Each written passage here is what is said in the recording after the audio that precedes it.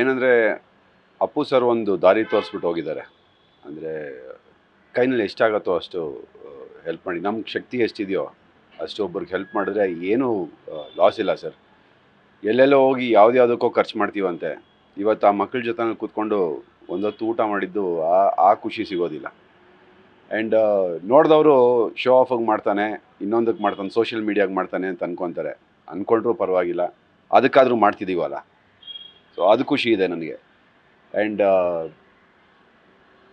ಇದನ್ನು ನೋಡಿ ಕೆಲವೊಂದು ಜನರು ಕೈ ಜೋಡಿಸಿ ಇಂಥ ಒಂದು ಜಾಗನ, ಇಂಥ ಒಂದು ಅಸೋಸಿಯೇಷನ್ನೆಲ್ಲ ಬೆಳೆಸಿದ್ರೆ ಸಾಕಷ್ಟು ಮಕ್ಕಳಿಗೆ ಭವಿಷ್ಯ ಚೆನ್ನಾಗಿರುತ್ತೆ ಅನ್ನೋದು ನನ್ನ ಒಂದು ಕಲ್ಪನೆ ಅಷ್ಟೇ. ಆ್ಯಂಡ್ ನಿನ್ನೆ ನೋಡಿ ಇಲ್ಲಿ ಬಂದು ನೋಡಿಕೊಂಡು ವಾಪಸ್ ಹೋಗ್ತಾ ನನ್ನ ಫ್ರೆಂಡಿಗೆ ಹೇಳಿದೆ, ಸುನೀಲ್ ಅಂದ್ಬಿಟ್ಟು, ಈ ಥರ ಒಂದು ಬ್ಲೈಂಡ್ ಸ್ಕೂಲ್ಗೆ ಹೋಗಿದ್ದೀನಿ, ಈ ಥರ ಒಂದು ಕೆಲಸ ಮಾಡೋಣ ಅಂತ ಅಂದ್ಕೊಂಡಿದ್ದೀನಿ ಅಂದಿದ್ದ ತಕ್ಷಣ ಅವನು ಎಲ್ಲೋ ಇದ್ದವನು ಇಮಿಡಿಯೇಟಾಗಿ ಒಂದು 10,000 ರೂಪಾಯಿ ಫೋನ್ಪೇ ಮಾಡೋದು, ನನ್ನ ಕಡೆಯಿಂದ ತೊಗೋ ಇದನ್ನು ಅಂತ ಅಂದ್ಬಿಟ್ಟು.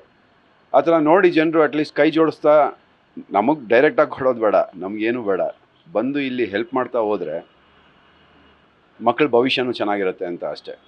ಆ್ಯಂಡ್ ಇವ್ರು ಸಾಕಷ್ಟು ಜನಕ್ಕೆ ಸೋಷಿಯಲ್ ಮೀಡಿಯಾನಲ್ಲಿ ಹೆಲ್ಪ್ ಮಾಡ್ತಾ ಇರ್ತಾರೆ. ಆ್ಯಂಡ್ ಇವ್ರನ್ನ ನೋಡಿ ಒಂದಷ್ಟು ಜನ ಇನ್ಸ್ಪೈರ್ ಆಗಿದ್ದಾರೆ, ಅದರಲ್ಲಿ ನಾನು ಒಬ್ಬ. ಸೊ ಈ ಥರ ಎಲ್ಲ ಕೆಲಸಗಳು ಮಾಡೋದಕ್ಕೆ ಯಾರ್ದಾದ್ರೂ ಒಂದು ಇನ್ಸ್ಪಿರೇಷನ್ ಇರಬೇಕು. ಸೊ ಅಟ್ಲೀಸ್ಟ್ ಈ ಥರ ಒಂದು ವಿಚಾರ ನೋಡಿ ಜನರು ಕೈ ಜೋಡಿಸ್ತಾರೆ ಅನ್ನೋದು ನನ್ನ ಭಾವನೆ ಅಷ್ಟೇ. ನ್ಯೂಸ್ ಫಸ್ಟ್, ನಿರ್ಭೀತಿಯಿಂದ ನಿಮ್ಮ ಪರವಾಗಿ.